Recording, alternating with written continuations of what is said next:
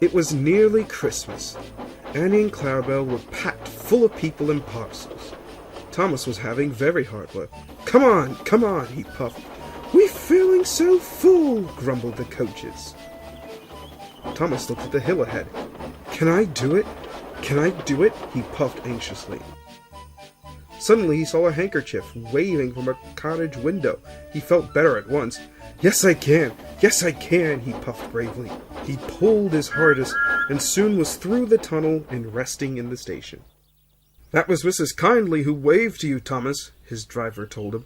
"She has to stay in bed all day." "Poor lady," said Thomas. "I am sorry for her."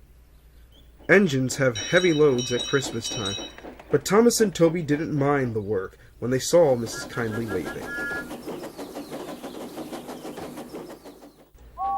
But then it began to rain.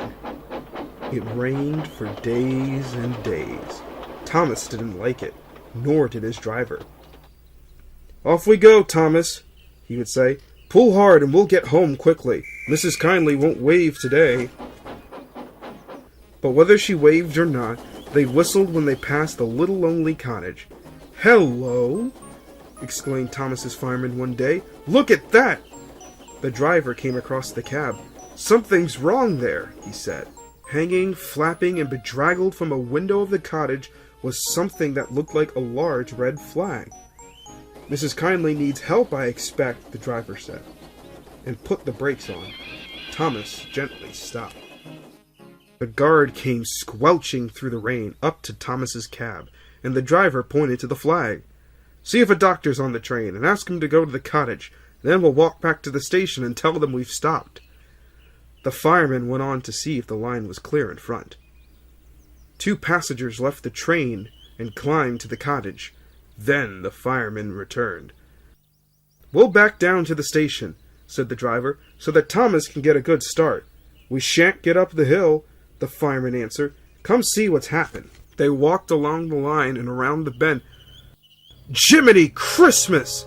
exclaimed the driver. "Go back to the train. I'm going to the cottage." He found the doctor with Mrs. Kyndley. "Silly of me to faint," she said. "You saw the red dressing gown. Are you all safe?" asked Mrs. Kyndley. "Yes," said the driver. "I've come to thank you. There's a landslide in the cutting, Doctor. Mrs. Kyndley saw it from her window and stopped us. She saved our lives." "God bless you, ma'am," said the driver, and tiptoed from the room. They cleared the line by Christmas Day. The sun shone as a special train puffed up from the junction. First came Toby, then Thomas, with Annie and Clarabelle, and last of all, pleased to be allowed out at all, was Henrietta.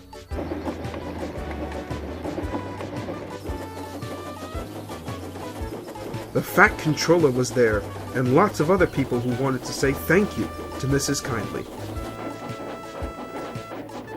"Beep, beep, beep! Happy Christmas!" whistled the engines as they reached the place. The people got out and climbed to the cottage. Thomas and Toby wished they could go too. Mrs. Kyndley's husband met them at the door. The fat controller, Thomas's driver, fireman, and guard went upstairs, while the others stood in the sunshine below the window. Mrs. Kyndley was pleased with her presents. "You were all very good to me," she said. "The passengers and I," said the fat controller, "hope you'll accept these tickets for the seaside, Mrs. Kyndley, and get well in the sunshine. We cannot thank you for preventing that accident. I hope we have not tired you. Goodbye, and a happy Christmas." Then, going downstairs, they joined the group outside the window and sang some carols before returning to the train. Mrs. Kyndley is now at the seaside, getting better every day, and Thomas and Toby are looking forward to the time when they can welcome her home.